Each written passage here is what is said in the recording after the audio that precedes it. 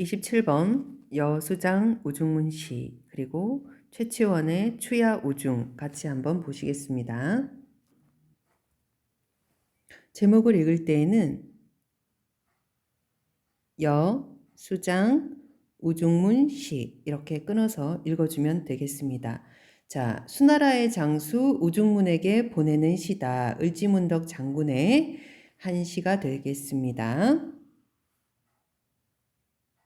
자, 그 밑에 창작 배경이 나와 있는데 수나라가 100만 대군을 이끌고 고구려를 침공했을 때 별동대 30만 명이 을지문덕의 유인 작전에 속아서 살수를 건너서 포위망에 들어와서 이제 크게 패했던 그런 전쟁이 있었죠. 그래서 을지문덕이 우중문에게 이 시를 보내서 희롱을 했다. 이런 내용이고 이때의 전쟁이 바로 살수대첩이다 이렇게 볼 수가 있습니다. 자, 내용을 한번 보겠습니다. 그대의 신기한 책략은 하늘의 이치를 다했고, 자, 굉장히 우중문을 칭찬해주고 있는 내용입니다. 그대의 신기한 책략이 하늘의 이치를 다했다 이렇게 얘기했습니다. 오묘한 계획은 땅의 이치를 다했노라. 우중문의 그 오묘한 계획이 땅의 이치를 다했다. 이렇게 칭찬해주고 있죠. 자, 이 부분은 우리가 표현법을 대꾸법으로 볼 수가 있습니다.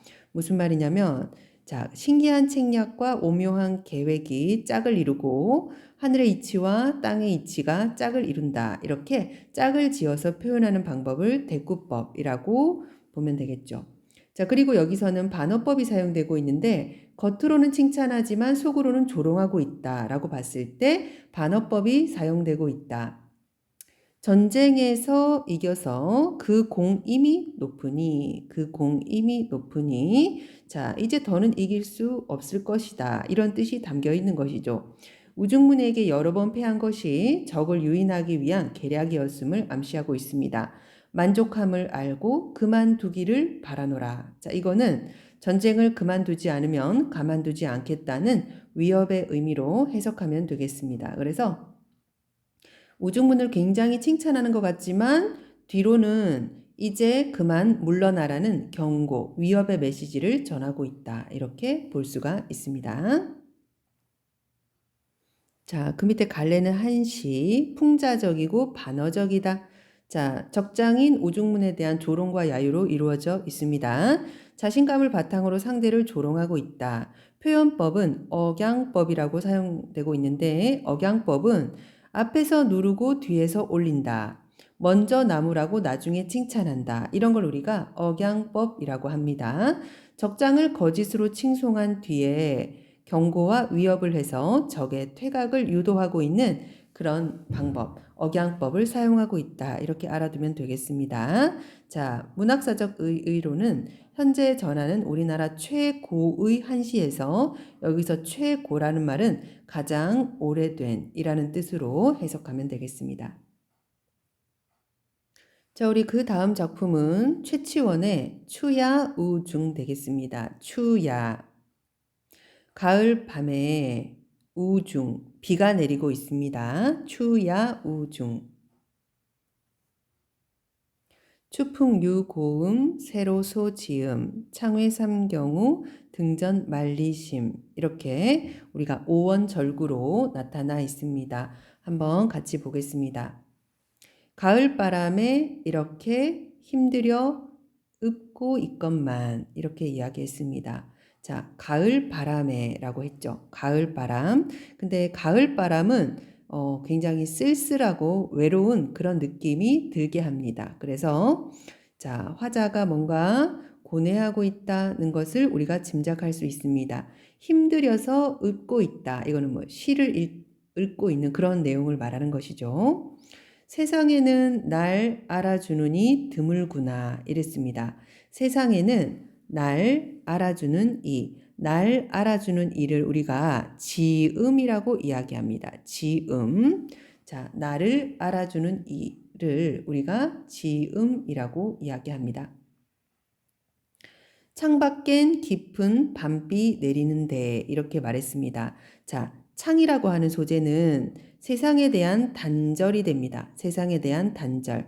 창을 사이에 두고 안과 밖으로 나뉘는 것이죠. 자, 우리가 창문이 있으면 그 창문을 통해서 바깥을 볼 수 있지만, 자, 바깥을 볼 수 있지만 나는 이 안쪽에서 바라보고 있기 때문에 세상과의 단절을 의미한다. 또한 이 창이라고 하는 것은 이 창문을 통해서 바깥 세상을 바라볼 수 있는 것이죠. 그래서 어떻게 보면 세상에 대한 미련 또는 통로로도 해석될 수 있는 단어가 되겠습니다. 창밖엔 깊은 밤비 내리는데 등불 앞엔 내 마음 멀리 먼 곳을 내닫네 이렇게 말했습니다.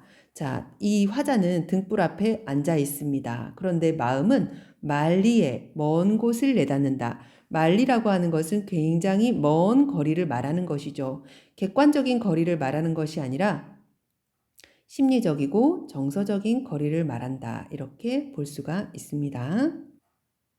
자, 우리 금방 그 부분을 핵심 식구 돋보기를 통해서 확인해 보겠습니다. 자, 등불 앞엔 내 마음 멀리 먼 곳을 내닫네. 이 부분은 자, 최치원의 어떤 상황을 나타내고 있는 것이죠. 자신의 뜻을 펼칠 수 없는 현실에 대해서 답답함과 괴로움을 느꼈던 화자가 그러한 현실에서 벗어나고자 하는 마음을 표현하고 있는 부분입니다. 정서적인 거리감을 멀리라는 표현을 통해서 화자의 절실함을 느낄 수 있다.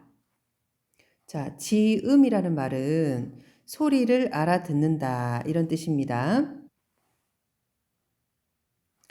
자기의 속마음을 알아주는 친구를 지음이라고 한다. 자, 중국 춘추 시대에 검은고를 잘 치던 배가라는 사람과 그의 친구 종자기와의 고사성어에서 비롯된 말입니다. 지응과 비슷한 말로 우리가 배가 절현이라는 말을 우리가 볼 수가 있습니다. 한자성어. 자, 배가가 검은고 줄을 끊는다 이런 뜻입니다. 자, 배가라는 사람은 검은고를 굉장히 잘 타는 사람이었고 그의 친구 종자기는 배가의 검은고 소리를 즐겼습니다. 자, 그런데 종자기가 병으로 죽자 배가는 너무 슬펐겠죠. 자기 친구가 죽어서. 자, 그래서 그 자리에서 슬픈 곡을 연주한 뒤에 검은고 줄을 끊어버렸다. 그것이 바로 배가 절연이라는 뜻입니다. 다시는 죽을 때까지 검은고를 타지 않았다.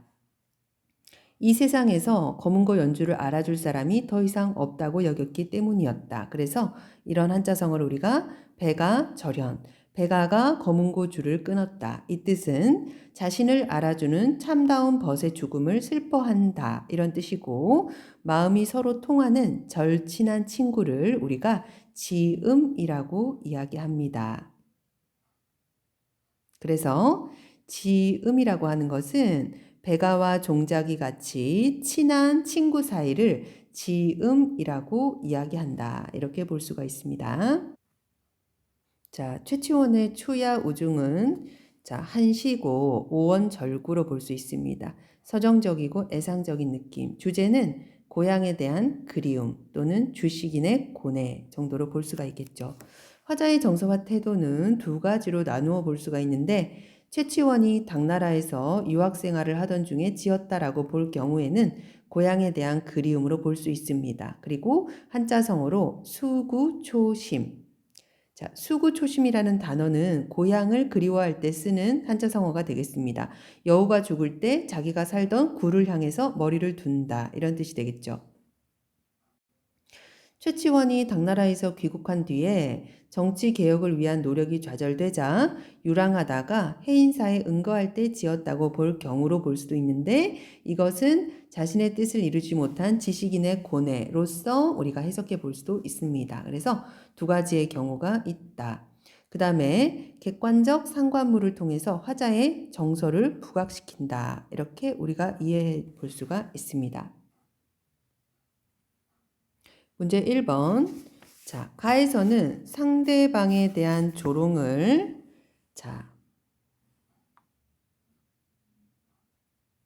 반어적으로 표현하는 기계와 여유가 나타난다. 이렇게 정리합니다.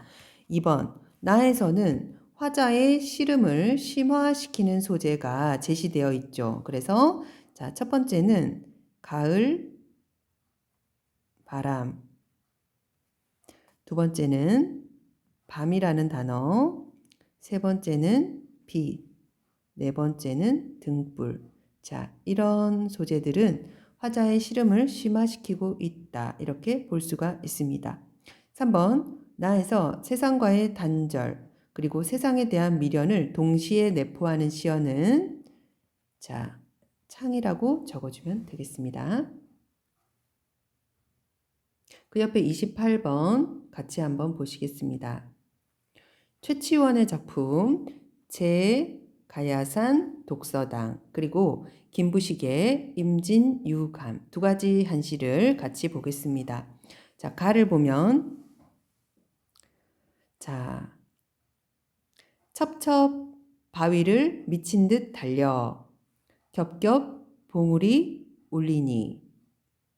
자, 첩첩 바위를 미친 듯이 달려서 겹겹 봉우리를 울린다 라고 설명해 두고 있는데, 여기서 그 대상이 무엇이 되겠습니까? 아주 세찬 물살이다 이렇게 볼 수가 있고, 표현법은 화류법으로 볼 수가 있습니다.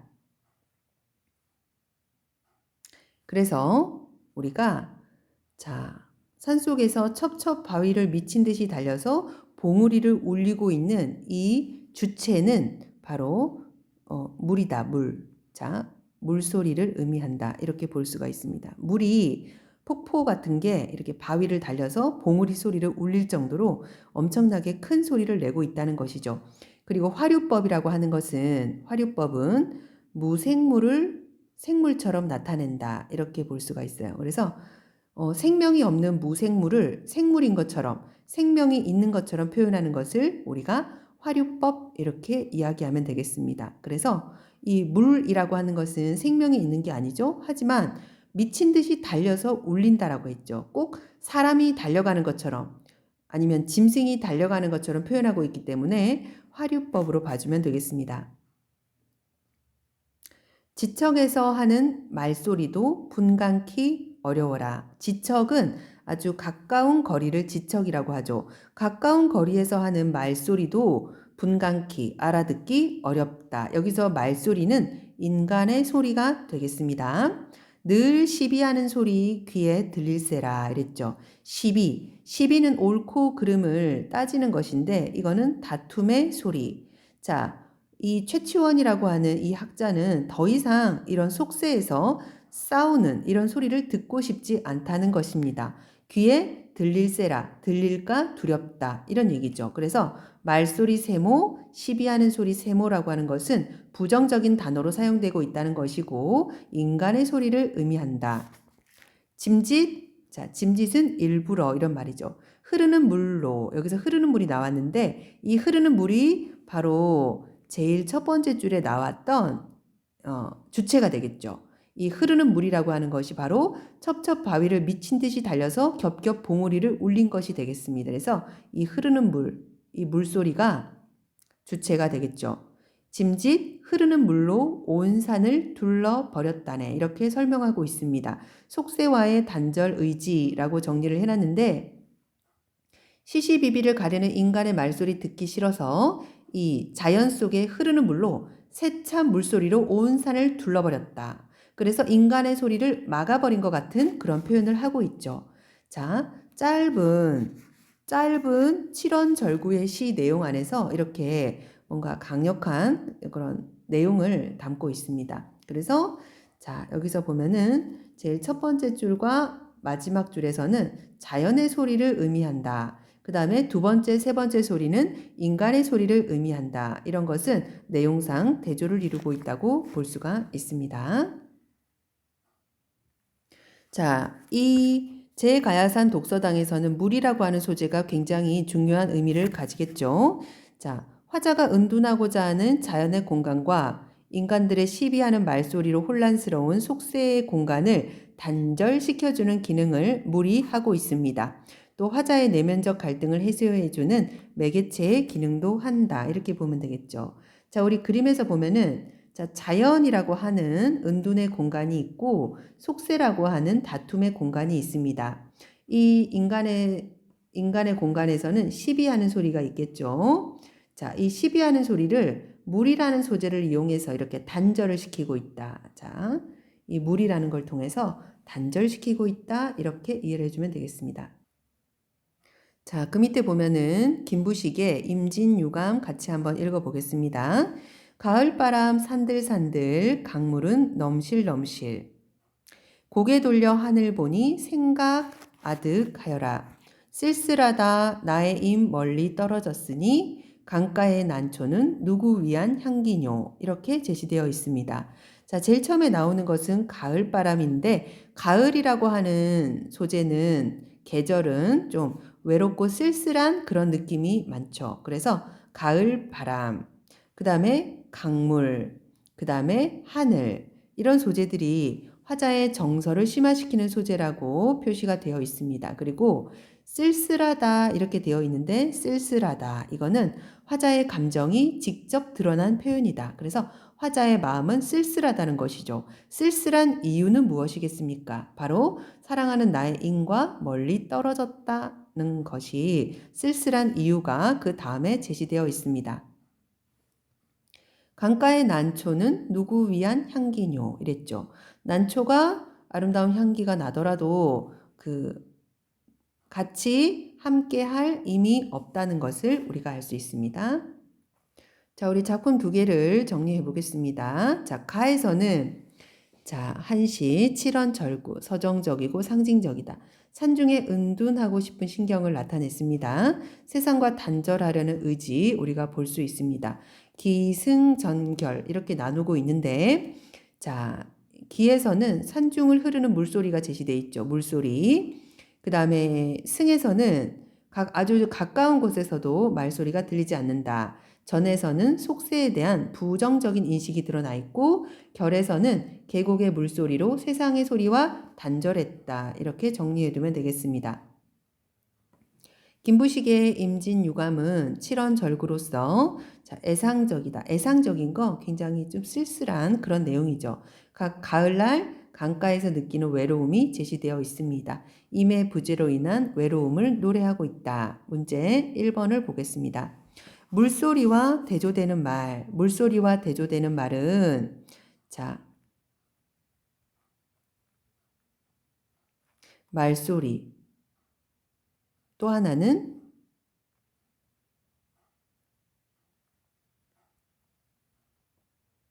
이렇게 정리해 주면 되겠죠? 자, 문제 2번. 속세와 단절하려는 화자의 의지는 자, 온 산을 무엇으로 둘러버렸습니까? 이렇게 정리해 두면 되겠죠. 3번. 가에서는 자연 그대로의 모습을 마치 인간에 의해서 그렇게 된 것처럼 바꾸어 표현한 시행을 찾아보도록 하겠습니다.